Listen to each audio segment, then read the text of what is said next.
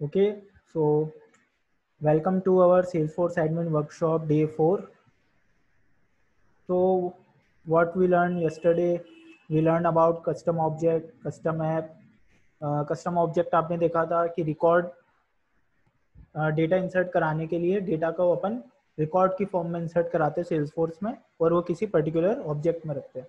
Like student object है तो student का जो डेटा होगा वो स्टूडेंट ऑब्जेक्ट के अंदर होगा। उसके बाद अपन ने देखा था कस्टम ऐप। ऐप क्या होता है? जो भी रिलेटेड ऑब्जेक्ट्स होते हैं, ठीक है। एक आप बोल सकते हो एक इंटर रिलेटेड ऑब्जेक्ट का ग्रुप आप बोल सकते हो उसको ऐप, ठीक है। उसके बाद कस्टम टैब, तो जब भी ऑब्जेक्ट को ऐप के अंदर ऐड करना होता है तो ऑब्जेक्ट को जो विजिबिलिटी देता है वो देती है अपनी टैब, ठीक है। तो ऑब्जेक्ट को किसी ऑब्जेक्ट की अपन कोई सी भी टैब बनाते हैं फिर उसको ऐप के अंदर अपन ऐड करते हैं। फिर कल अपन ने ऑब्जेक्ट बनाते वक्त देखा था रिलेशनशिप बिटवीन ऑब्जेक्ट्स ओवरव्यू, मतलब ऑब्जेक्ट के बीच में जो रिलेशनशिप अपन बिल्ड कर सकते हैं एक ऑब्जेक्ट के डेटा को दूसरे ऑब्जेक्ट में यूज करने के लिए, तो उसका अपन ने ओवरव्यू देखा था। आज अपन उसको थोड़ा डीप में देखेंगे जो बहुत इंपॉर्टेंट है। अगर आप कोई ऐप बिल्ड करना चाहते हो या फिर आप कोई कस्टम ऑब्जेक्ट बनाते हो तो आपको रिलेशनशिप्स के बारे में जानना बहुत ज़रूरी है, ठीक है। और ये एक डेटाबेस का कॉन्सेप्ट है, तो आप भले ही सेल्सफोर्स पे काम करो, सेल्सफोर्स के डेटाबेस को लेके काम करो या फिर एसक्यूएल डेटाबेस को लेके काम करो, तो वहाँ सब जगह आपको रिलेशनशिप देखने को मिलेगी। और क्योंकि डेटाबेस, क्योंकि अपन कोई एप्लीकेशन यूजर से डेटा लेके उसको प्रोसेस करने के लिए ही बनाते हैं, तो ये बहुत इंपॉर्टेंट चीज़ हो जाती है आपके लिए हर तरीके से, ठीक है। भले आप कोई सी भी लैंग्वेज के अंदर इसको यूज़ करो इस कॉन्सेप्ट को, ठीक है।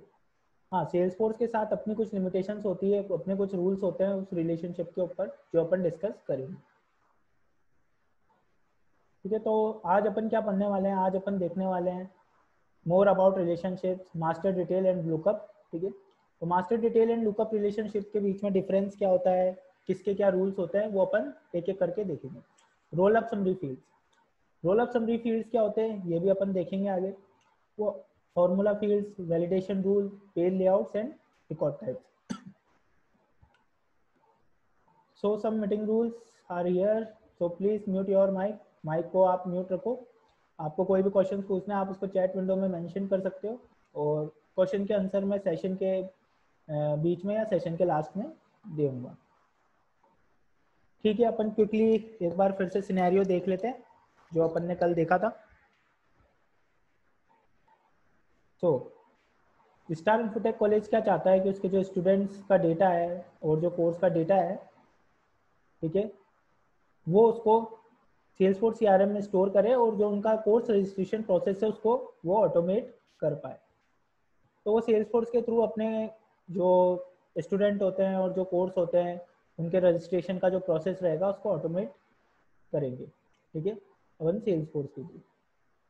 तो एक बिल्कुल बेसिक सा सिनेरियो है यहाँ पे, ठीक है। ये बहुत वाइड हो सकता है, जो आपकी रियल लाइफ में एप्लीकेशन चलती है उसमें कॉम्प्लेक्सिटी भी ज़्यादा होती है, पर ये बिगनर लेवल के अकॉर्डिंग एक सिनेरियो लिया हुआ है। सो अपन ने कल फ्रेम करा था कि कौन कौन से ऑब्जेक्ट इसमें चाहिए, कौन कौन सी टेबल्स चाहिएगी।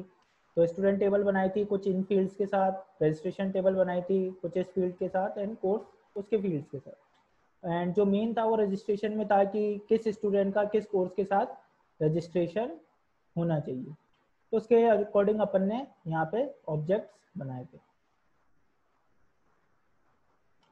सो कुछ इस तरीके से जब अपन ने सेल्सफोर्स के अंदर जाके वो ऑब्जेक्ट्स बनाए थे तो वो कुछ इस तरीके से शो हो रहे थे, जहाँ पे मैंने रजिस्ट्रेशन के अंदर स्टूडेंट का मास्टर डिटेल रिलेशनशिप बनाया था, ठीक है। एंड जो अपना कोर्स है उसका मैंने लुकअप बनाया था। तो कल अपन ने इतना डिस्कस कर लिया था कि जो मास्टर डिटेल रिलेशनशिप अपन बनाते हैं वो उस चाइल्ड ऑब्जेक्ट के रिकॉर्ड के लिए रिक्वायर हो जाता है। मतलब जब भी आप अगर आप रजिस्ट्रेशन का रिकॉर्ड डालोगे, किसी भी का भी रजिस्ट्रेशन करोगे तो उसमें स्टूडेंट को सिलेक्ट करना कंपलसरी हो जाएगा। जबकि अगर आप लुकअप रिलेशनशिप बनाते हो किसी ऑब्जेक्ट से तो वहाँ पे कोई रिक्वायरनेस नहीं होती है कि आपको कोर्स सिलेक्ट करना ही करना है, वहाँ पे ऐसा रिक्वायर नहीं होता है, ठीक है। तो आज अपन देखेंगे इसके अंदर और डीप डाइव जाके, इसके साथ बहुत सारी तरह की लिमिटेशन रूल्स अप्लाई हो जाते हैं तो वो भी अपन आज देखेंगे। सो आज अपन प्रैक्टिकल पे ज़्यादा फोकस कर रहे हैं, ठीक है। कस्टमाइजेशन के ऊपर। तो पहले अपन लॉगिन कर लेते हैं, और तो आज और लॉगिन करने के बाद अपन पीपीटी में से देखते जाएंगे एंड उसको इम्प्लीमेंट करते जाएंगे।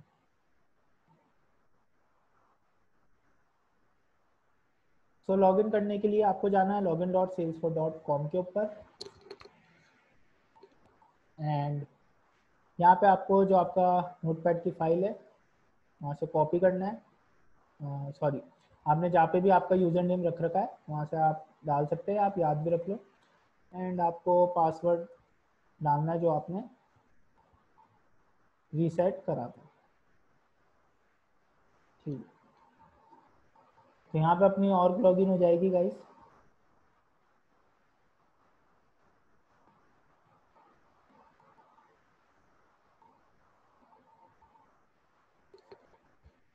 ओके, तो अपना और वापस ओपन कर लिया अपन ने। जैसे मैंने बताया था कि जो अपना ऑब्जेक्ट मैनेजर है, ऑब्जेक्ट मैनेजर के अंदर जाके जो अपन ने ऑब्जेक्ट बनाया है आप उनको देख सकते हो। ऑब्जेक्ट मैनेजर के नाम से आपको पता पड़ रहा है कि आपका जो ऑब्जेक्ट होता है उसको मैनेज करने के लिए उसकी जितनी भी सेटिंग्स आपको करनी है वो आप ऑब्जेक्ट मैनेजर में से कर सकते हो जा करके। ठीक है, तो वैसे अपन जितनी भी अपनी ऑर्ग की सेटिंग्स होती है वो सेटअप मेन्यू में से करते हैं, लेकिन क्योंकि ऑब्जेक्ट में बहुत सारी सेटिंग्स होती है और अपने जो ऑब्जेक्ट होता है वो बहुत मेन एस्पेक्ट होता है कस्टमाइजेशन करने के लिए, क्योंकि डेटा यहीं आता है, तो उसके लिए उन्होंने बाहर ही वो टैब रख दी आपके पास ऑब्जेक्ट मैनेजर की, ताकि आपको बार बार सेटअप में नहीं जाना पड़े। ठीक है, अब अपन सबसे पहले कल अपना ऐप देख लेते हैं जो अपन ने बनाया था, I think college management system. Okay, तो यहाँ पे अपन जाते हैं, यहाँ पे आपको देखो 3 टैब दिख रही है जो अपन ने कल बनाई थी, तीनों अपने कस्टम ऑब्जेक्ट है। ठीक है, तो यहाँ पे अब आप कल अपन ने जहाँ पे एंड करा था वो एंड करा था कि जो स्टूडेंट था उसमें मैंने बहुत सारी फील्ड्स बनाई थी, लाइक स्टूडेंट के अंदर एड्रेस था, डेट ऑफ बर्थ थी, ईमेल था, जेंडर था, मोबाइल था। पर जब मैं यहाँ से ओपन कर रहा हूँ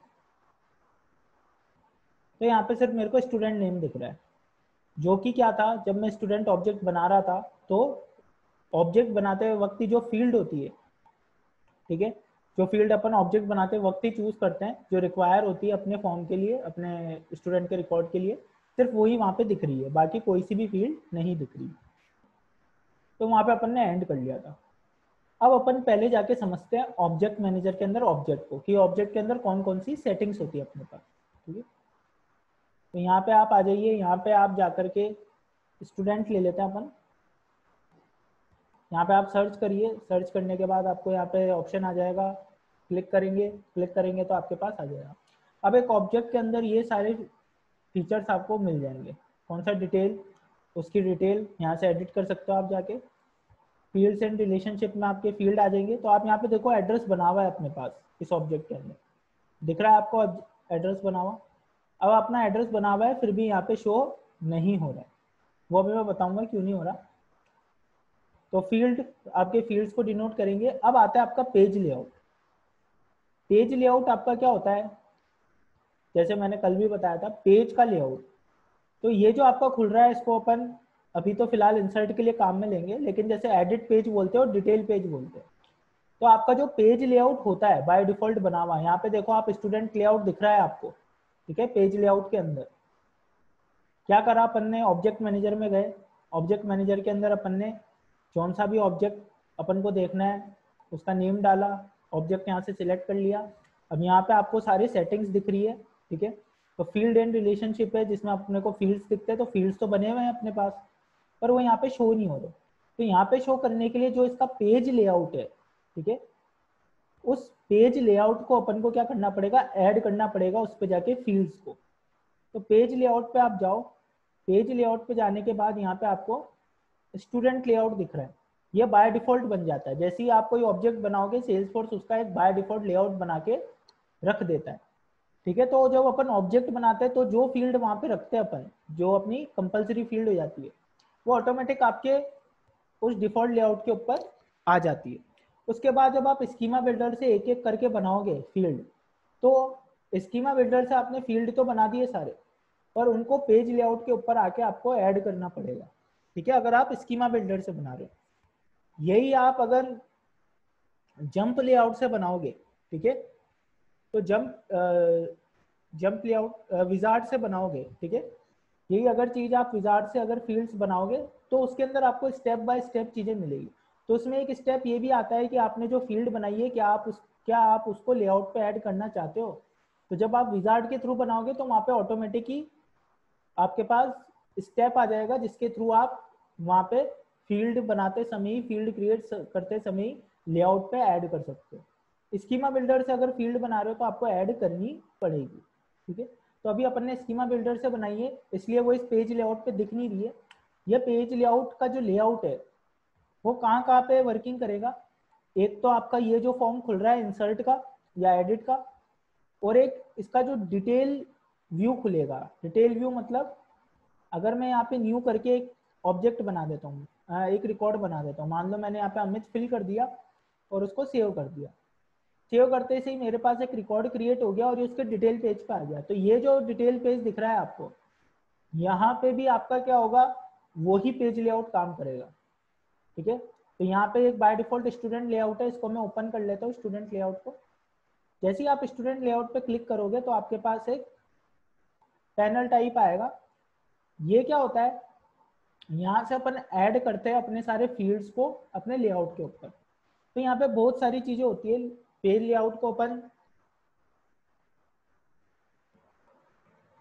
देखें तो पेज लेआउट में क्या होता है अपने पास, ये ऑर्गेनाइज करता है अपने फील्ड्स को, कस्टम लिंक्स को, रिलेटेड लिस्ट को ऑब्जेक्ट के डिटेल पेज और एडिट पेज के ऊपर।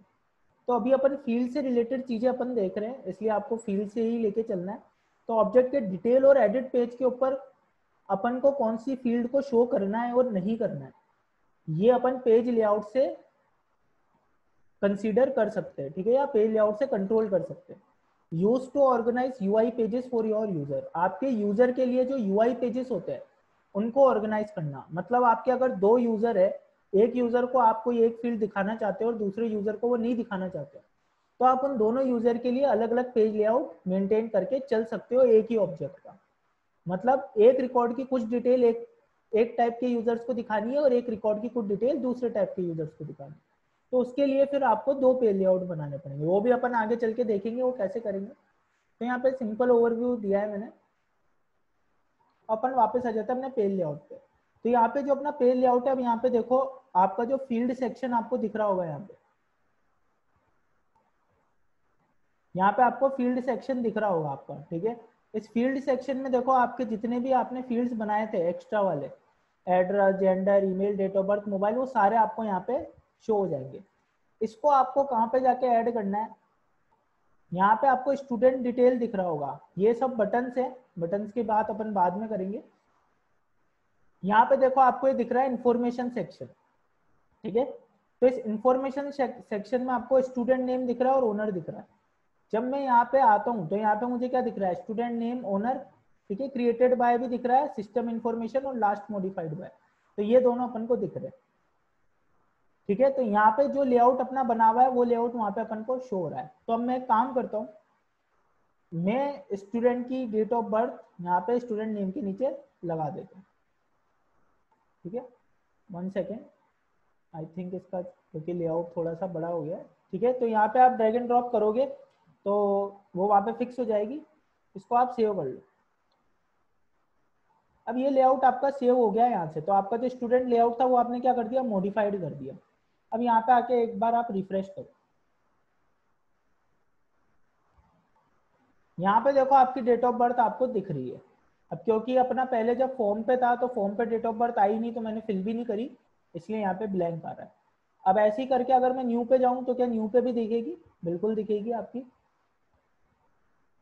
1 सेकेंड, ओके। तो यहाँ पे जाके देखो, यहाँ पे भी आपका डेट ऑफ बर्थ का फील्ड आ गया है। और अगर आप यहाँ से पहले के रिकॉर्ड को एडिट करते हो तो वो भी आपको यहाँ पे दिख जाएगा, ठीक है। तो ऐसे करके अपन सारे फील्ड जो है अपने ऐड कर लेते हैं स्टूडेंट के ऊपर। एक आपका हाईलाइट पैनल भी है यहाँ पे, ठीक है। तो ठीक है, हाईलाइट पैनल का कुछ और है, उसके अंदर अलग तरह की चीजें आएगी आपकी, क्विक एक्शन वगैरह। तो यहाँ पे आके आप एड्रेस, अब आप यहाँ पे जिस भी तरह के कॉलम लेआउट के हिसाब से आपको जमाना है आप जमा सकते हो। लाइक 2 कॉलम है तो 2 कॉलम के हिसाब से अगर आपको दिखाना है तो आप आगे पीछे रख सकते हो। लाइक ईमेल मैंने यहाँ रख दिया, जेंडर मैंने यहाँ रख दिया, ठीक है, चलो ईमेल वहाँ रख लेते हैं, मोबाइल मैंने यहाँ रख लिया।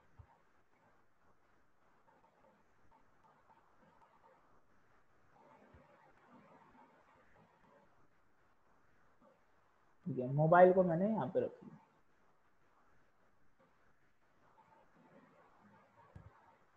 ठीक है, सेव कर लेते हैं इसको। यहाँ पे सेव करने के बाद यहाँ पे आपको एक बार रिफ्रेश करना पड़ेगा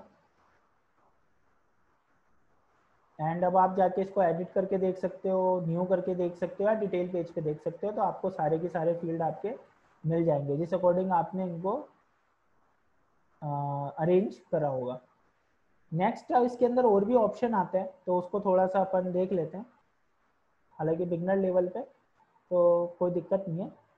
तो यहाँ पे आप देख सकते हो सेक्शन जो है ये कहाँ कहाँ पे शो होना चाहिए आपका।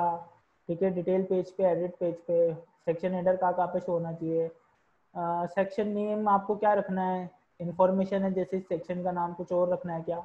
अब यहाँ पे मेन जो है वो लेआउट है, तो लेआउट अगर मैं 1 कॉलम कर दूंगा तो ये जितने भी मैंने इधर रखे थे वो सारे क्या हो जाएंगे, एक ही कॉलम में आ जाएंगे।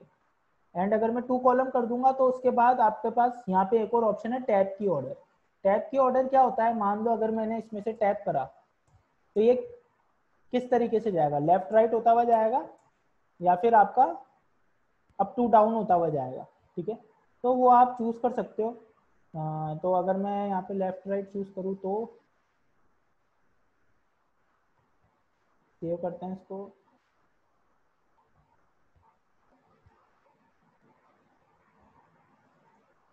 इसको रिफ्रेश कर ले तो रिफ्रेश कर लेते हैं।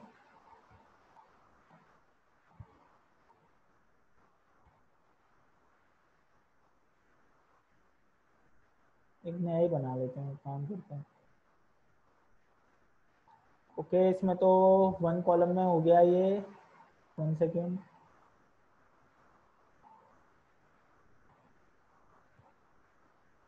वन मिनट, ये न्यू स्टूडेंट,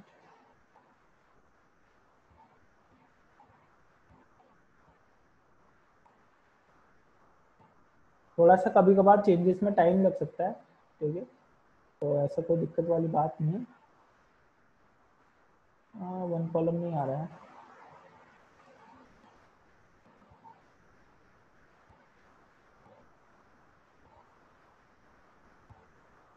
ओके, ये यहाँ पे भी 1 कॉलम में आ रहा है अब लेआउट आपका। इसको आप ओके, तो 2 कॉलम के बाद मेरे को इसको वापस अरेंज करना होगा। अगर ये 1 कॉलम हो गया होगा तो 2 कॉलम के बाद मेरे को अरेंज करना पड़ेगा इसको बाद। ओके, कोई बात नहीं, इसको यहाँ सेव कर ले एंड अब इसको चलाते हैं।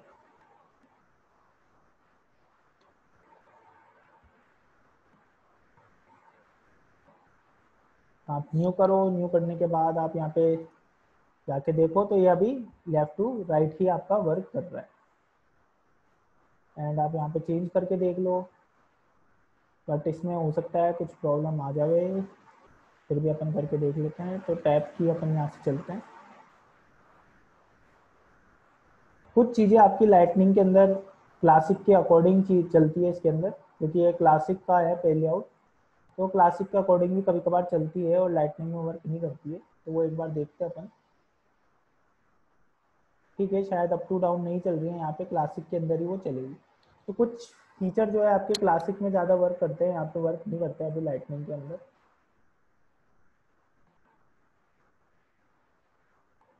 ठीक है, कोई बात नहीं। तो ये तो टैब ऑर्डर की है कि टैब की आपकी किस तरीके से आपको चलानी है, तो इतना ज़्यादा कोई इशू है नहीं आपके पास।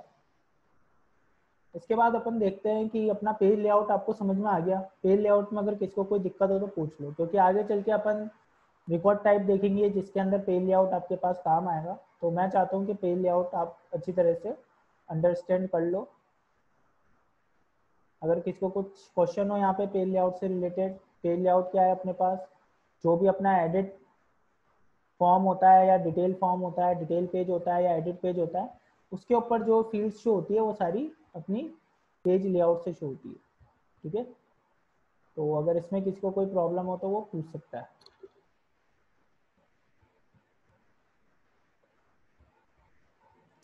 ओके, सो अपन चलते हैं आगे।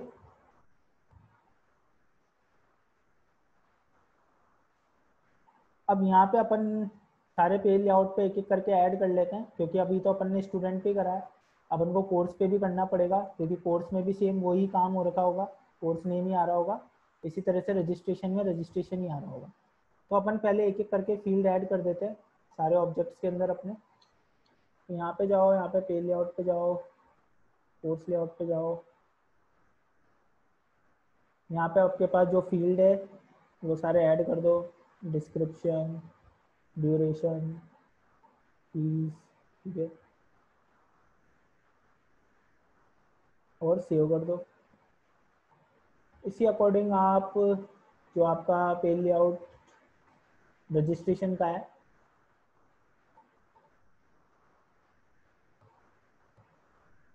उसको भी आप जाके एडिट कर लो।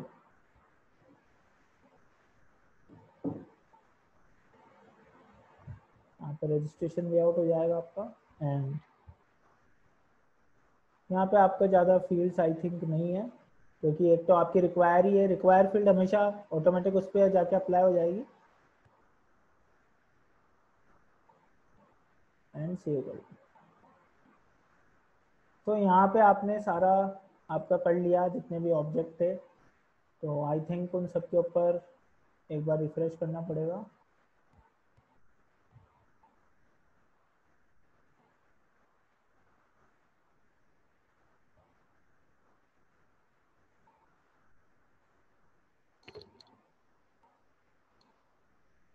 इस पूरे को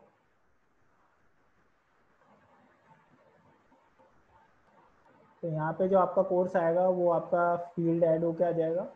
एंड आपका यहाँ पे जो रजिस्ट्रेशन आएगा उसमें भी आपका जो आपने पेज लेआउट पे ऐड करे फील्ड वो सारे आ जाएंगे।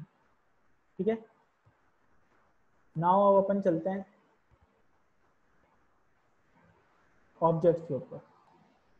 सो सेल्सफोर्स ऑब्जेक्ट है क्या, जैसे मैं बता चुका हूँ, डेटाबेस की टेबल है जो आपको डेटा को स्टोर करने के लिए अपनी ऑर्गेनाइजेशन के अंदर एक स्ट्रक्चर देती है।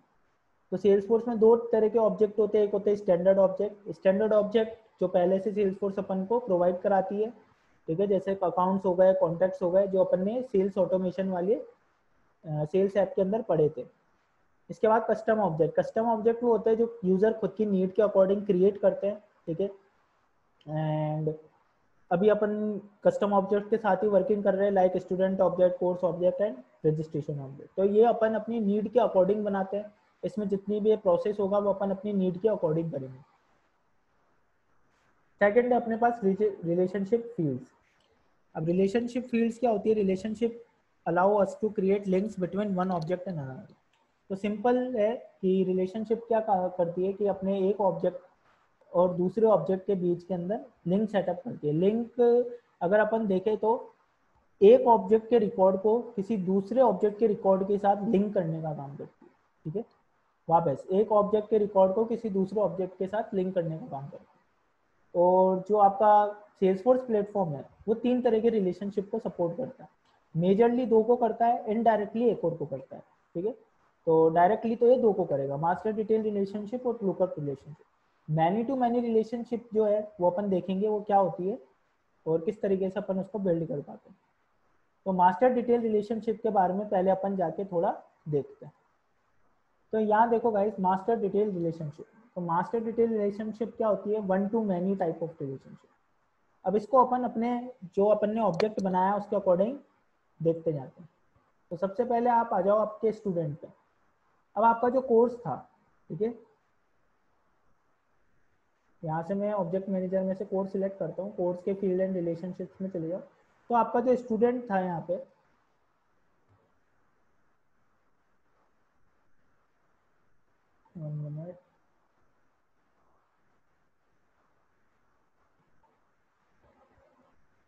सॉरी कोर्स नहीं, आपका जो रजिस्ट्रेशन है उसके उस पर चले जाओ। तो रजिस्ट्रेशन जो है उसके अंदर अपना क्या था, स्टूडेंट का मास्टर डिटेल फील्ड था। तो यहाँ पे आप जाओ, यहाँ पे आपको दिखेगा, ये सबसे लास्ट में दिख रहा होगा, यहाँ पे मैं फिल्टर कर लेता हूँ। तो यहाँ पे आप जाके देखोगे जो रजिस्ट्रेशन है उसको अपन ने स्टूडेंट के साथ मास्टर डिटेल रिलेशनशिप बना रखा है। तो ये वर्क कैसे करेगा? तो सबसे पहले अपन देखते हैं, मान लो कि आपके पास स्टूडेंट है, तो आपने स्टूडेंट इंसर्ट कर दिया। अब आपके पास कोर्स है, तो आप कोर्स इंसर्ट करके रखो इसके अंदर।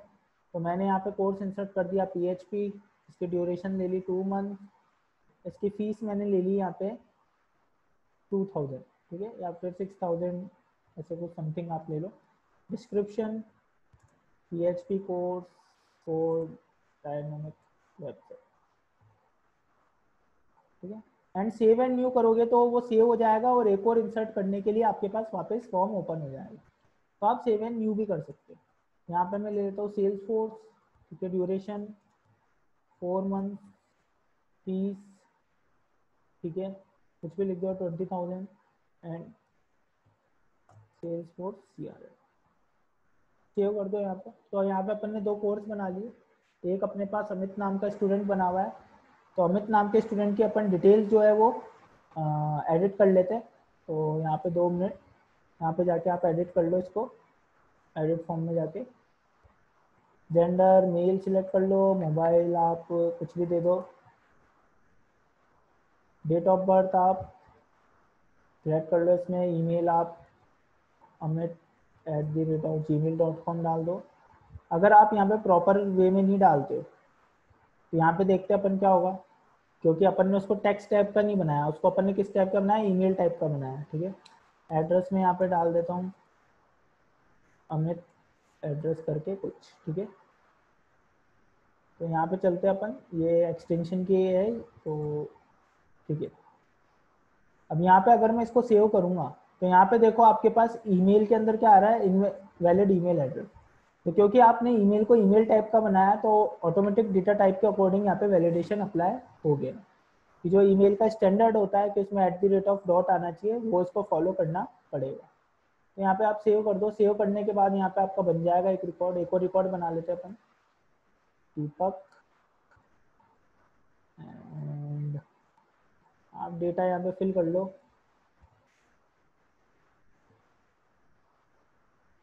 मोबाइल एंड ईमेल,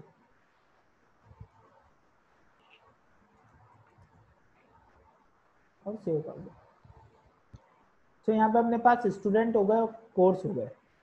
अब जो आपका रजिस्ट्रेशन है, ठीक है, तो रजिस्ट्रेशन के अंदर मैं क्या करूँगा, अब अपन ने क्या देखा, जो मास्टर डिटेल रिलेशनशिप होती है वो 1 to many होती है।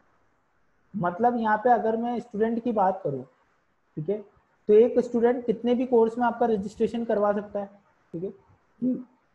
अगर मैं यहाँ पे सिलेक्ट कर लूँ, अब यहाँ पे अब आप जब जाओगे, ठीक है, तो ये आपको क्या कहेगा, जो आपके पहले से रिकॉर्ड बने हुए हैं, पहले से जो स्टूडेंट में रिकॉर्ड बने हुए हैं, एक दीपक था एक अमित था, तो ये उसी में से आपको सिलेक्ट करने के लिए देगा कि आप अमित को सिलेक्ट कर लो या दीपक को सिलेक्ट कर लो। तो इस तरीके से क्या हुआ, जो स्टूडेंट का रिकॉर्ड था वो अपन रजिस्ट्रेशन में एक्सेस कर पा रहे हैं। तो अब किस स्टूडेंट के साथ मेरे को करना है, तो मैंने तो यहाँ पे नाम सिलेक्ट कर लिया। अब उस स्टूडेंट की जितनी भी आगे डिटेल है कि अमित का फोन नंबर क्या है, अमित का ईमेल क्या है, वो ऑटोमेटिक इस ऑब्जेक्ट के साथ ऐड हो जाएगा, ठीक है। लाइक अमित मैंने चूज कर लिया। अब कोर्स, कोर्स कौन सा चूज करूँ कि अमित कौन से कोर्स में जाना चाहता है। अब यहाँ पे आप देखो जो स्टूडेंट है वो तो क्या है, रिक्वायर है, यहाँ पे आपको स्टार दिख रहा होगा स्टूडेंट के आगे, जबकि कोर्स अपना क्या है, आप ब्लैंक भी छोड़ सकते हो। तो जो मास्टर डिटेल होगा वो रिक्वायर होगा और कोर्स अपना लुकअप है, इसलिए वो ब्लैंक भी छोड़ सकते हो। तो अभी मैं ब्लैंक छोड़ देता हूँ और यहाँ पे मैंने डेट ऑफ रजिस्ट्रेशन डाल दी और यहाँ पे सेव कर दी। अब जो मेरा अमित है मैंने एक बार बना लिया। अब रजिस्ट्रेशन में अगर मैं वापस बनाऊंगा तो यहाँ पे मैं वापस अमित सिलेक्ट कर लूंगा, ठीक है। यहाँ से मैं कोई कोड सिलेक्ट कर लूंगा और यहाँ से मैं डेट ऑफ रजिस्ट्रेशन सिलेक्ट कर लूंगा। तो मतलब अमित के मैं कितने भी चाइल्ड रिकॉर्ड बना सकता हूँ, मतलब जो अमित होगा, ठीक है, उसका मैं कितनी भी बार रजिस्ट्रेशन कर सकता हूँ। तो ये क्या हो गया, 1 to many हो गया।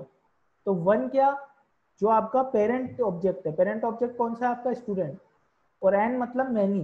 तो एक स्टूडेंट के रिकॉर्ड से आप कितने भी चाइल्ड के रिकॉर्ड को एसोसिएट कर सकते हो। तो यही होती है 1 to many रिलेशनशिप।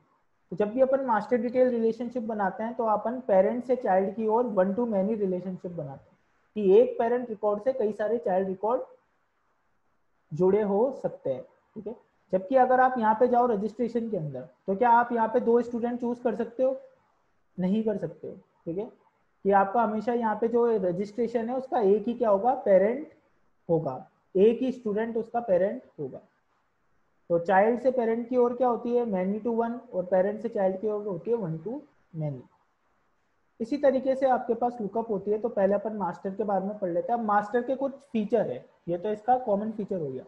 अब मास्टर के क्या फीचर है कि जब भी एक मास्टर ऑब्जेक्ट का रिकॉर्ड डिलीट होता है तो उससे रिलेटेड जितने भी चाइल्ड के रिकॉर्ड होते हैं वो ऑटोमेटिक डिलीट हो जाते हैं। फिर से कि जब आपका एक मास्टर ऑब्जेक्ट का रिकॉर्ड डिलीट होगा, मतलब एक स्टूडेंट को मैं डिलीट करूंगा, तो उससे रिलेटेड जो रजिस्ट्रेशन है वो भी ऑटोमेटिक डिलीट हो जाएंगे। करके देखते हैं अपन प्रैक्टिकली। तो स्टूडेंट है, स्टूडेंट मेरे पास अमित है, और मेरे रजिस्ट्रेशन कितने हैं, दोनों अमित के ही है, ठीक है। 1 सेकेंड अपन, ठीक है।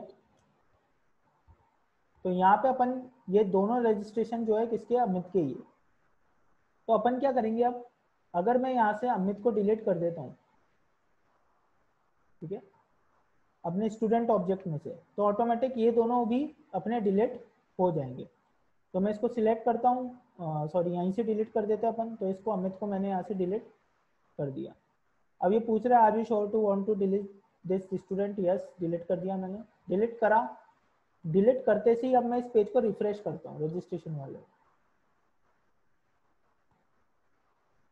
तो आप यहाँ जाओगे तो आपको दोनों रजिस्ट्रेशन के रिकॉर्ड ऑटोमेटिक डिलीट मिलेंगे। तो मास्टर डिटेल रिलेशनशिप में ध्यान रखना है कि जब भी आप मास्टर को डिलीट करोगे तो चाइल्ड ऑटोमेटिक डिलीट हो जाएंगे। इसलिए इसको टाइटली कपल्ड रिलेशनशिप बोला जाता है, क्योंकि इसके अंदर जो चाइल्ड रिकॉर्ड होता है वो मास्टर के ऊपर ही डिपेंड करता है सारा, ठीक है। इसके अलावा जब भी आप मास्टर डिटेल रिलेशनशिप का फील्ड बनाते हो तो वो आपके पेज लेआउट पे रिक्वायर होता है, जो अपन ने अभी देखा था। बाय डिफॉल्ट जो डिटेल रिकॉर्ड होते हैं उनको आप रीपेरेंटेड नहीं कर सकते। अब रीपेरेंटेड का क्या मतलब है वो अपन देखते हैं।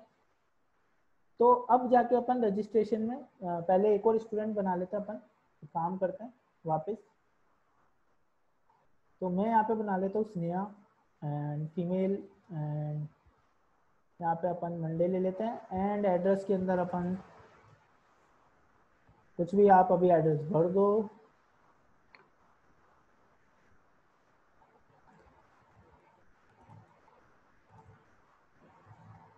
ठीक है, एंड इसे आप सेव कर दो। तो यहाँ पे अपने पास वापस 2 स्टूडेंट हो गए। नाउ अपन अब रजिस्ट्रेशन पे जाते हैं, वहाँ पे न्यू करते हैं। न्यू करोगे, रजिस्ट्रेशन स्टूडेंट सिलेक्ट कर लो। 1 सेकेंड, इसको रिफ्रेश करना पड़ेगा अपन को। रिफ्रेश कर लेते हैं एंड यहाँ से न्यू करोगे। यहाँ पे जाओ तो यहाँ पे आपको स्नेहा दीपक दिख रहे हैं। तो यहाँ पे मैंने करा स्नेहा सिलेक्ट, कोड सिलेक्ट कर लिया मैंने यहाँ पे सेल्स कोड। अब यहाँ पे ध्यान से देखना, मैंने एक बार स्नेहा को सिलेक्ट कर लिया जब मैं रिकॉर्ड बना रहा हूँ, जब मैं रिकॉर्ड इंसर्ट कर रहा हूँ, ठीक है, रिकॉर्ड इंसर्ट नॉट एडिट। तो जब मैं रिकॉर्ड इंसर्ट करूंगा तब मैं जो मास्टर डिटेल रिलेशनशिप है उसमें स्टूडेंट को चूज कर सकता हूँ। सेव कर लिया मैंने। एंड नाउ जब अपन इसको एडिट करेंगे तो यहाँ पे आप जाके देखो स्नेहा के आगे एडिट नहीं आ रहा है आपको। अगेन अगर अपन यहाँ से देखें तो यहाँ से भी अगर आप जाओगे तो यहाँ पे जाओ एंड आपको यहाँ पे एडिट दिख रहा है, आप इसको एडिट करो। एडिट करने के बाद भी आप यहाँ पे देखोगे ये एडिट मोड में नहीं आ रहा। मतलब जो मास्टर डिटेल रिलेशनशिप होती है उसके अंदर अगर एक बार अपन पेरेंट सिलेक्ट कर लेते हैं तो एडिट करते वक्त अपन उसको वापस से बदल नहीं सकते, चेंज नहीं कर सकते। तो इसको अपन बोलते हैं कि अपन इसको रीपेरेंटेबल नहीं बना रखा है, मतलब रीपेरेंट इसको नहीं कर सकते अपन कि एक बार पेरेंट सिलेक्ट कर लिया तो दोबारा मतलब अगेन अपन पेरेंट इसमें सिलेक्ट नहीं कर सकते। अब अगर मान लो मेरे को इसको इसके अंदर रीपेरेंटेबल ऑप्शन को इनेबल करना है तो वो बड़ा आसान है। आपको क्या करना है, फील्ड्स एंड रिलेशनशिप में आपको जाना है एंड आपके पास जो स्टूडेंट वाली मास्टर डिटेल है आप उसको सिलेक्ट कर लो। सिलेक्ट करने पर उसकी 1 सेकेंड, यहाँ पे शायद वापस अपन को सिलेक्ट करना पड़ेगा। ठीक है, स्टूडेंट पे आप चले जाओ तो इसकी सेटिंग्स यहाँ पे आपको विजिबल होगी। ठीक है, इसको आप एडिट करो। अब अपन फील्ड को एडिट कर रहे हैं, स्टूडेंट फील्ड को एडिट कर रहे हैं जो अपने पास मास्टर डिटेल है, उसको एडिट करो और रजिस्ट्रेशन ऑब्जेक्ट के अंदर एडिट चल रहा है। इसके अंदर आपको देखो यहाँ पे दिखेगा अलाउ रीपेरेंटिंग। ठीक है, तो अलाउ रीपेरेंटिंग में क्या है, child records can be reparented to other parent records after they are created. मतलब क्रिएट होने के बाद आप चाइल्ड रिकॉर्ड को वापस रीपेरेंट कर सकते हो कि नहीं। इसको मैंने कर दिया चेक एंड मैंने कर दिया सेव। सेव आप करोगे, यहाँ पे आके आप एक बार रिफ्रेश कर लो अपने पेज को रिफ्रेश करने के बाद आप एक बार इसको एडिट कर लो वापस। नाउ अब आप यहाँ पे क्या देखोगे, आपका स्नेहा जो है वो एडिटेबल मोड में आ गया। तो इसी को अपन रीपेरेंट करना बोलते हैं। अब यहाँ पे मैं पहले पेरेंट को हटा के दूसरा चूज कर सकता हूँ। तो आपके ऊपर है ये कि आप रीपेरेंटेबल ओपन रखते हो कि नहीं रखते। अब इसके बाद आता है we also create roll up summary fields with master detail relationship. ठीक है, तो रोल अप समरी फील्ड्स, अब रोल अप समरी फील्ड्स अपन देखते हैं आगे क्या होते हैं। तो मास्टर डिटेल रिलेशनशिप के साथ अपन रोल अप समरी फील्ड भी क्रिएट कर सकते हैं। अगेन मास्टर डिटेल रिलेशनशिप के साथ अपन रोल अप समरी फील्ड भी क्रिएट कर सकते हैं, तो जो अपन लुकअप रिलेशनशिप के साथ नहीं कर सकते। अब अपन आगे चलते हैं नेक्स्ट स्लाइड के ऊपर।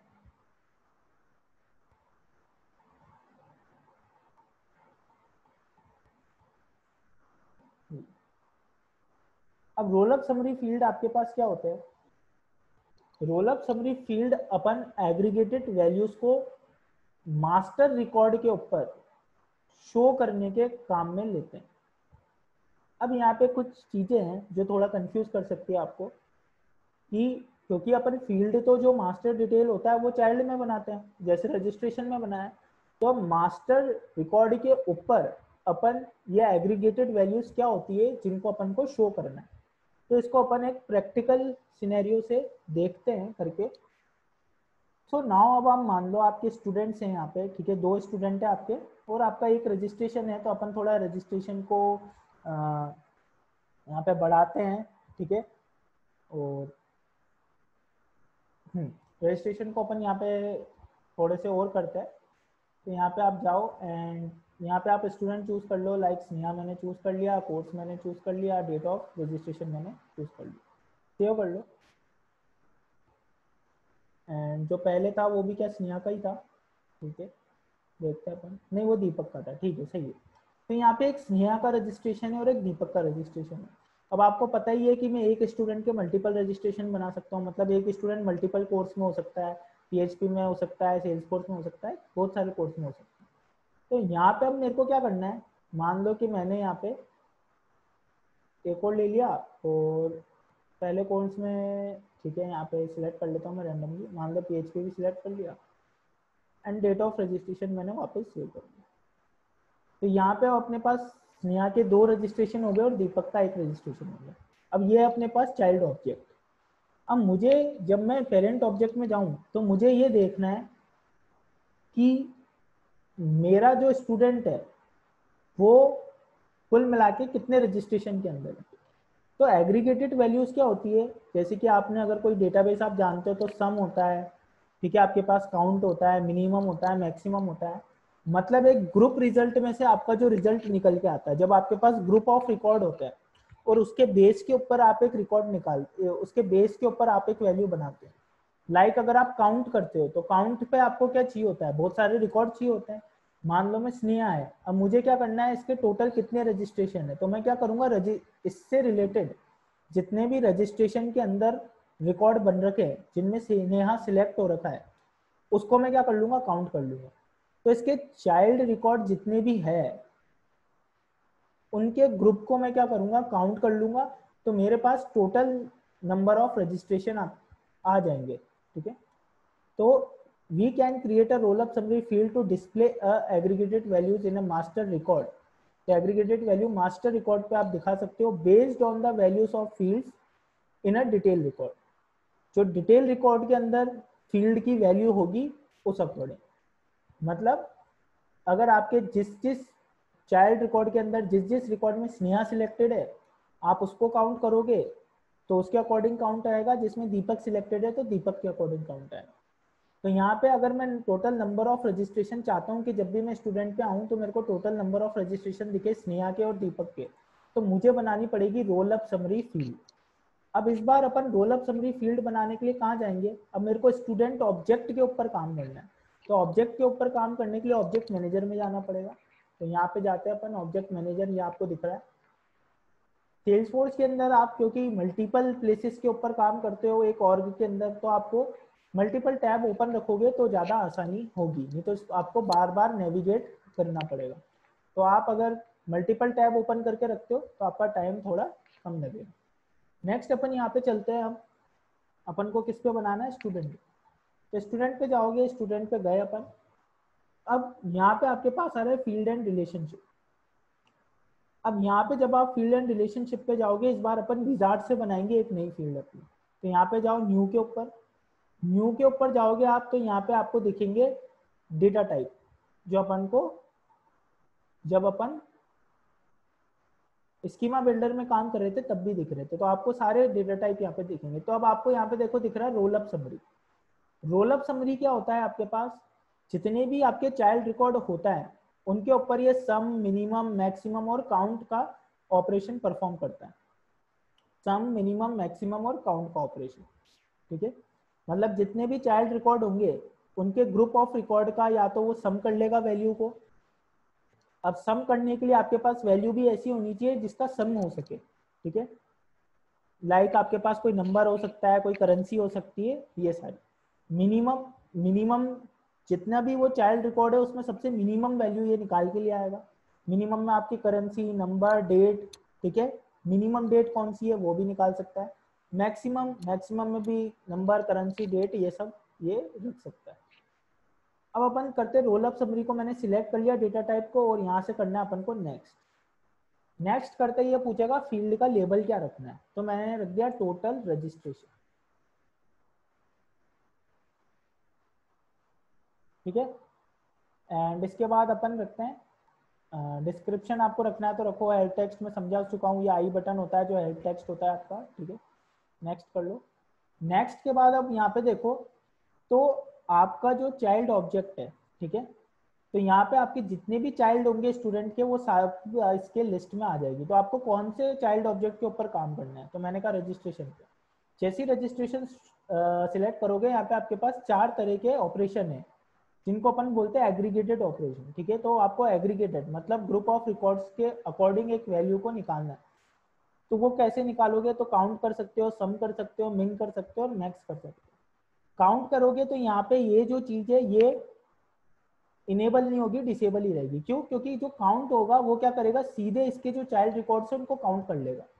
मतलब अगर मैं स्नेहा की बात करूँ तो जिस जिस चाइल्ड रिकॉर्ड में स्नेहा लिंक है उन सबका ये काउंट कर लेगा। ऐसे जिस जिस चाइल्ड रिकॉर्ड में दीपक लिंक है उन सबका ये काउंट कर लेगा।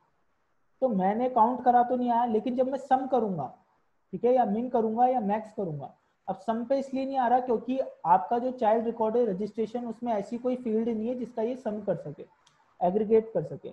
मिन के अंदर वो सारी फील्ड आ जाएगी आपके पास जिसको ये मिनिमम दिखा सकता है। तो यहाँ पे डेट वाली फील्ड आपके पास आ रही है कि मिनिमम क्रिएट डेट की दिखानी है आपको, मिनिमम डेट ऑफ रजिस्ट्रेशन दिखानी है, मिनिमम लास्ट मॉडिफाइड डेट दिखानी है।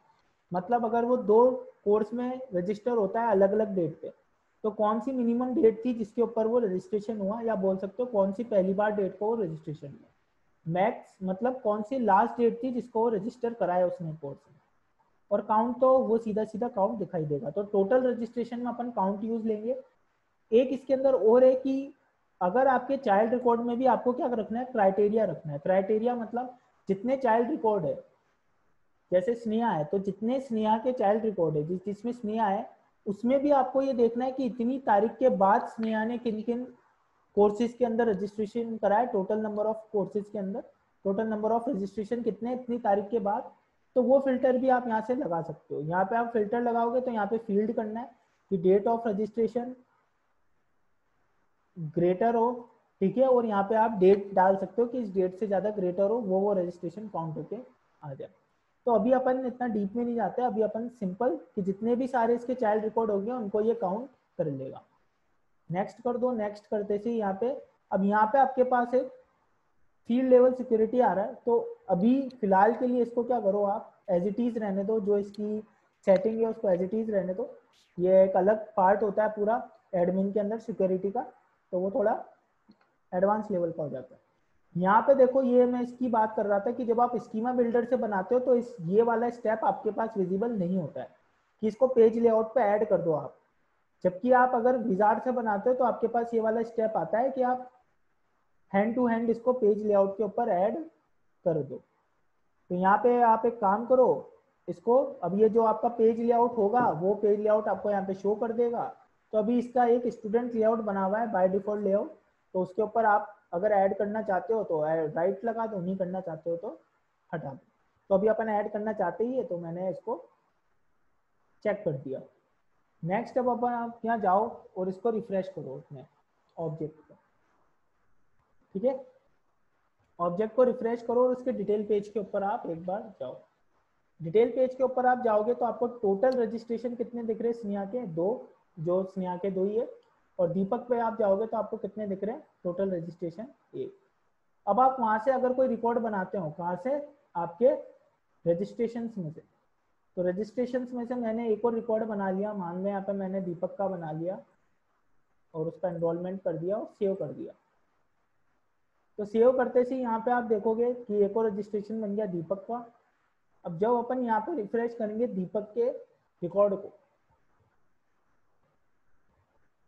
तो जो टोटल रजिस्ट्रेशन होगा वो ऑटोमेटिक बढ़ के 2 हो जाएगा। अब आपने एक बार इसके अंदर लॉजिक लगा दिया कि किस तरीके से आपको टोटल नंबर ऑफ रजिस्ट्रेशन देखने, तो वो ऑटोमेटिक जैसे जैसे आप वहाँ पे रिकॉर्ड बनाओगे वैसे वैसे यहाँ की वैल्यू चेंज होती जाएगी। तो ये रीड ओनली वैल्यू होती है, इसको आप एडिट नहीं कर सकते हैं, ठीक है, अपडेट नहीं कर सकते, ये सिर्फ आपको रीड ओनली होती है और इसका ऑटोमेशन, इसकी वैल्यू का ऑटोमेशन ऑटोमेटिक चलता रहता है। तो ये हो गई अपनी roll up summary field. Next अपन चलते हैं लुकअप रिलेशनशिप के ऊपर। लुकअप रिलेशनशिप के अंदर आपको क्या मिलता है कि यहाँ पे जो चाइल्ड रो होती है, जो अपने मास्टर के अंदर था कि मास्टर के अंदर टाइटली कपल था, तो जब भी अपन मास्टर का रिकॉर्ड डिलीट करते थे तो चाइल्ड रिकॉर्ड ऑटोमेटिक डिलीट हो जाता था।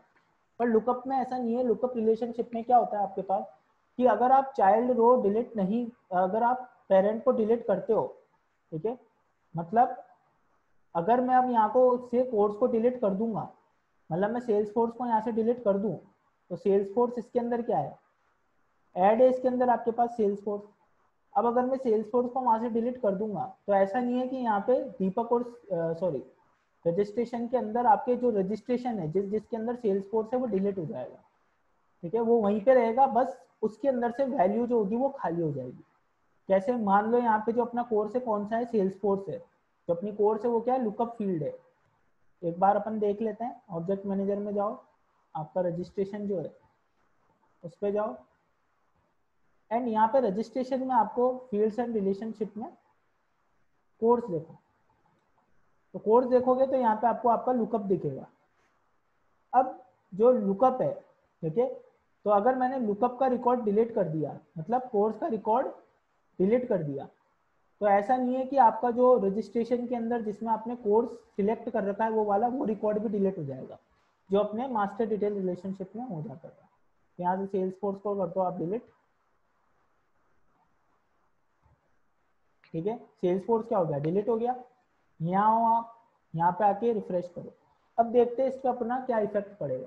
तो इफेक्ट कुछ ऐसा पड़ेगा कि जो आपका लुकअप होगा उसकी वैल्यू जो होगी वो वहाँ पे ब्लैंक हो जाएगी ऑटोमेटिक। तो जहाँ जहाँ पे अपना सेल्स फोर्स होगा सिलेक्टेड वहाँ पे ऑटोमेटिक उसके चाइल्ड रिकॉर्ड में जाके ये ब्लैंक कर देगा।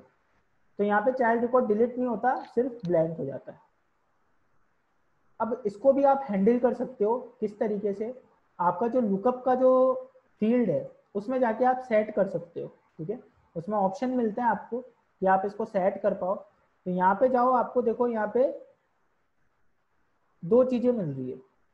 सबसे पहले तो आपको एक रिक्वायर मिलता है, अगर आप रिक्वायर कर देते हो तो यहाँ पे देखो ये नीचे से डिसेबल हो गया और डिसेबल होने के बाद क्या आ रहा है, don't allow deletion of the lookup record that's part of a lookup relationship. तो इसका मतलब क्या है, अगर आप यहाँ पे रजिस्ट्रेशन पे कोर्स को क्या कर देते हो, रिक्वायर, जैसे मास्टर डिटेल रिक्वायर होता है वैसे कोर्स को अगर आपने रिक्वायर कर दिया और यहाँ से आके उस कोर्स को आपने डिलीट करा, लाइक यहाँ पे सेल्स फोर्स है और यहाँ पे मैं आके सेल्स फोर्स को डिलीट कर रहा हूँ, तो वो उसको यहाँ पे डिलीट ही नहीं करने देगा।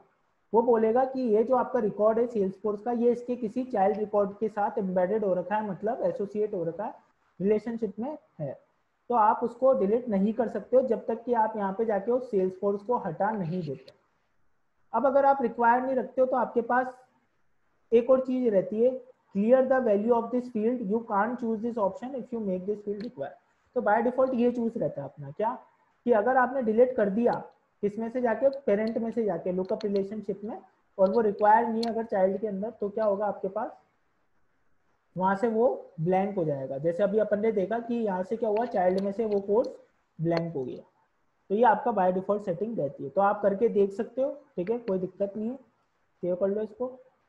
एंड नो इनहेरिटेड शेयरिंग, अब ये शेयरिंग वापस आपके पास सिक्योरिटी का सेक्शन आ जाता है। तो मास्टर डिटेल रिलेशनशिप में क्या होता है, जो आपका पेरेंट का शेयरिंग होती है कि कौन कौन से ऑर्ग के यूजर उस रिकॉर्ड को शेयर कर रहे हैं, मतलब उस रिकॉर्ड के ऊपर एक्सेस रखते हैं। तो मास्टर डिटेल में क्या होता है, जो आपका पेरेंट होता है, तो जो एक्सेस उसके पास होता है वही आपके चाइल्ड रिकॉर्ड के पास होता है। मतलब पेरेंट आपके जो चाइल्ड रिकॉर्ड होता है उसको आराम से कंट्रोल कर सकता है। तो जितनी भी पेरेंट की शेयरिंग होती है वो चाइल्ड को ऑटोमेटिक अप्लाई हो जाती है। जबकि अगर आपका लुकअप है तो लुकअप के अंदर जो आपका पेरेंट होता है जरूरी नहीं हो कि वो चाइल्ड को एक्सेस कर ही पाए, ठीक है। तो जो शेयरिंग रूल होता है वो आपका लुकअप के अंदर इनहेरिट नहीं होता, मतलब पेरेंट टू चाइल्ड नहीं जाता है आपके पास। इसके अलावा अब आपके पास जो लिमिट होती है, क्योंकि सेल्सफोर्स क्या है, एक मल्टी टेनेंट, सेल्सफोर्स एक मल्टी टेनेंट एनवायरनमेंट है। मल्टी टेनेंट एनवायरनमेंट मतलब सेल्सफोर्स के जो सर्वर है उसके बहुत सारे इंस्टेंस बने हुए हैं। मतलब सेल्सफोर्स का एक सर्वर हो सकता है यूएसए में हो, ठीक है, इंडिया में हो या किसी और कंट्री में हो। आप जब भी ऑर्ग बनाते हो तो मतलब वो आपको अपने सर्वर पे से एक स्पेस दे देता है, जो आप यहाँ पे देख सकते हो। यहाँ पे AP17 आ रहा है, मतलब एशिया पैसिफिक 17 कुछ इस तरीके से आ रहा है, उनका खुद का कीवर्ड होता है ये। तो उस सर्वर में से आपको थोड़ी सी जगह देते हैं। अब उस सर्वर पे मल्टीपल ऑर्ग बनी हुई है, तो उसमें क्या होता है कि कुछ लिमिट देते हैं आपको, हमेशा कुछ लिमिट अप्लाई होती है। क्योंकि अगर आपने मान लो आपका जो ऑर्ग है उस सर्वर का 30% रिसोर्सेज को अकेला ही अगर यूज कर रहा है, तो बाकी जितने टेनेंट्स है उनके पास तो सिर्फ 70% बचेगा। अगर आप अकेले ही बहुत बड़े स्पेस, बहुत बड़े परसेंटेज में रिसोर्सेज को कंज्यूम करने लग जाओगे तो बाकी टेनेंट्स को क्या होगा, वो ही चीज कम मिलेगी। तो ऐसा नहीं हो, इसके लिए सेल्सफोर्स ने हर टेनेंट के साथ एक लिमिट लगा रखी है कि आप इस चीज को इतना ही यूज कर सकते हो, ताकि उसके जो रिसोर्सेज है वहां पे, जो सर्वर के ऊपर रिसोर्सेज है, वो सारे टेनेंट्स में इक्वली डिस्ट्रीब्यूटेड हो पाए।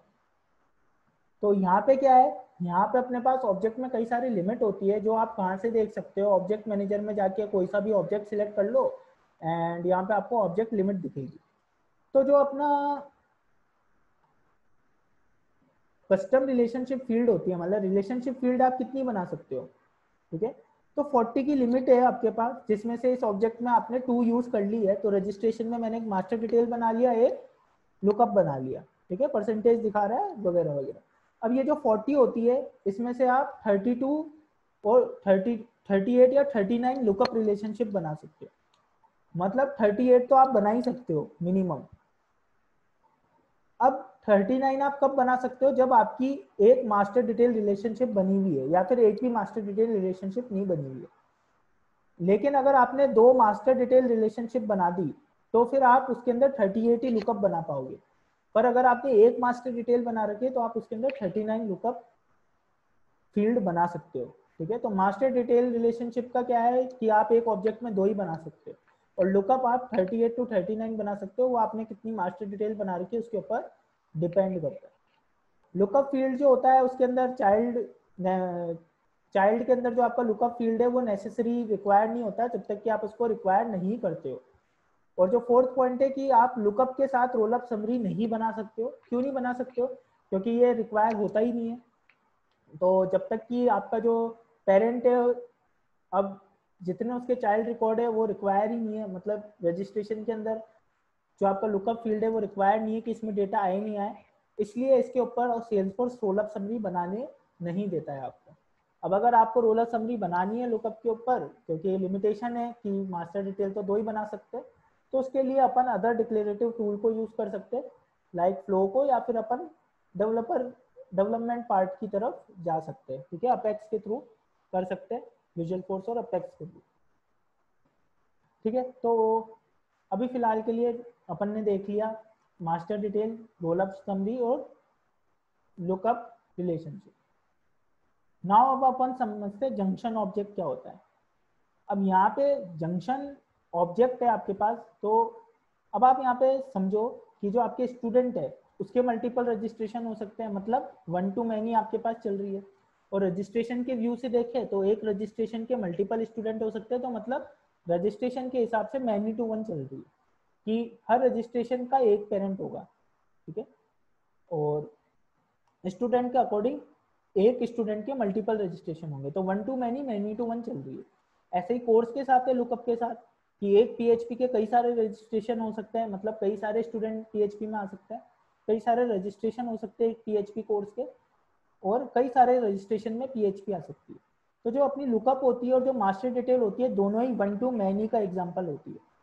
अब अगर अपन को many to many relationship create करनी है, मैनी टू मैनी रिलेशनशिप कैसे क्रिएट हो रही है यहाँ पे, कि आपका जो स्टूडेंट है वो मल्टीपल कोर्स में हो सकता है, मतलब आपका जो दीपक है वो पीएचपी और सेल्सफोर्स में भी हो सकता है, और जो आपका कोर्स है सेल्सफोर्स वो मल्टीपल स्टूडेंट के साथ भी अप्लाई हो सकता है। मान लो सेल्सफोर्स स्नेहा और दीपक दोनों अडॉप्ट कर सकते हैं, तो यहाँ पे अपने पास मैनी टू मैनी रिलेशनशिप चलती है। अब सेल्सफोर्स में direct many to many relationship का कोई भी तरीका नहीं है आपके पास, तो उस कंडीशन में कि मल्टीपल स्टूडेंट को मल्टीपल कोर्स में ज्वाइन करा पाए और मल्टीपल कोर्स को मल्टीपल स्टूडेंट के साथ एसोसिएट करा पाए, उसमें अपन बनाते हैं जंक्शन ऑब्जेक्ट। जंक्शन ऑब्जेक्ट क्या होता है, 2 ऑब्जेक्ट को जोड़ने वाला कहलाता है जंक्शन ऑब्जेक्ट। तो जंक्शन ऑब्जेक्ट के अंदर क्या होता है कि आप स्टूडेंट कि आप एक ऑब्जेक्ट का मास्टर डिटेल या लुकअप रख लो और ऐसे ही दूसरे ऑब्जेक्ट का मास्टर डिटेल या लुकअप रख लो। तो अब यहाँ पे अगर मैं रजिस्ट्रेशन को देखूं तो एक रजिस्ट्रेशन क्या कर रहा है, एक स्टूडेंट सिलेक्ट कर रहा है और एक कोर्स सिलेक्ट कर रहा है, ठीक है, जैसे मैंने पीएचपी सिलेक्ट कर लिया, ठीक है। ऐसे ही दूसरा रजिस्ट्रेशन भी क्या करेगा, एक स्टूडेंट करेगा एक कोर्स करेगा।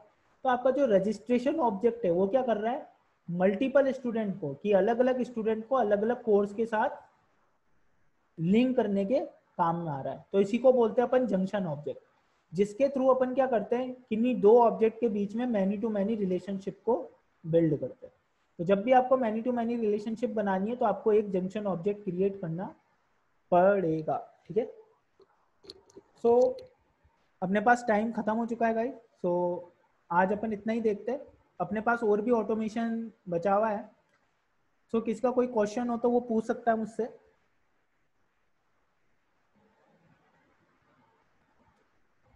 Any type of question you have, so please mention it in chat window. Anyone?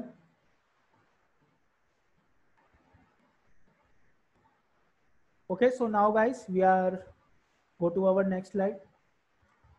So here is a practice scenario for all of you. So here Taj Hotels want to use Salesforce CRM for manage rooms and customer data. Means जो ताज hotel है, ठीक है, वो क्या चाहते हैं कि अपना जो रूम्स है और जो कस्टमर है उनका डेटा वो सेल्सफोर्स सीआरएम के थ्रू यूज करना चाहते हैं, और उनका जो बुकिंग प्रोसेस है उसको ऑटोमेट करना चाहते हैं। सिंपली यहाँ पे मैंने एक और सिनेरियो आपके पास सिंपल सा प्रेजेंट करा है कि आप जो है जिस तरीके से मैंने कॉलेज मैनेजमेंट बनाया उसी तरह से आप होटल मैनेजमेंट सिस्टम बना सकते हैं। और अब आपको ये थॉट प्रोसेस रखना है कि आप किस तरीके से उनको आपस में ज्वाइन करा सकते हैं। तो यहाँ पे मैंने एक सिंपल सा एक मॉडल बना दिया है आप लोगों की हेल्प के लिए, तो क्विकली आप इसको देख सकते हैं। तो आपको रूम के अंदर आप कुछ इस तरह के फील्ड रख सकते हैं। अब डेटा टाइप फील्ड का आप खुद चूज करो। रूम नंबर रखना है आपको, टाइप रख सकते हो, non AC, AC, deluxe, super deluxe. तो टाइप के अंदर ये चारों वैल्यू ही वो डाल सकता है, तो इसके लिए आप पिक लिस्ट बना सकते हैं। प्राइस रूम की, तो ये 3 फील्ड आप बनाओ रूम ऑब्जेक्ट के अंदर। कस्टमर ऑब्जेक्ट, कस्टमर ऑब्जेक्ट में name, gender, date of birth, email address, mobile, ठीक है, सिंपल, जो सिंपल अपने फील्ड्स है वो, और जिस अकॉर्डिंग मैंने बनाया उसी अकॉर्डिंग आपको बनाना है। बुकिंग के अंदर आप बुकिंग का नंबर रख सकते हो, किस रूम को किस कस्टमर के साथ बुक करना है वो रख सकते हो, स्टेटस रख सकते हो कि अभी कंफर्म नहीं हुई है बुकिंग, बुकिंग कंफर्म हो गई क्या, चेक इन कर लिया है क्या कस्टमर ने, और कस्टमर चेकआउट कर चुका है क्या, ठीक है। फिर चेक इन टाइम आ जाएगा और उसके बाद चेकआउट टाइम आ जाएगा।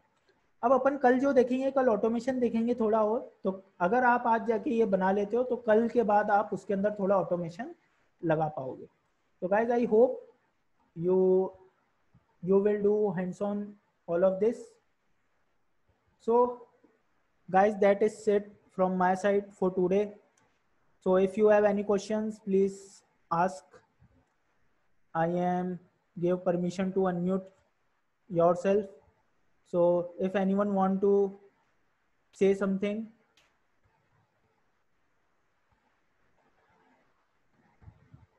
Okay, so guys, goodbye for today.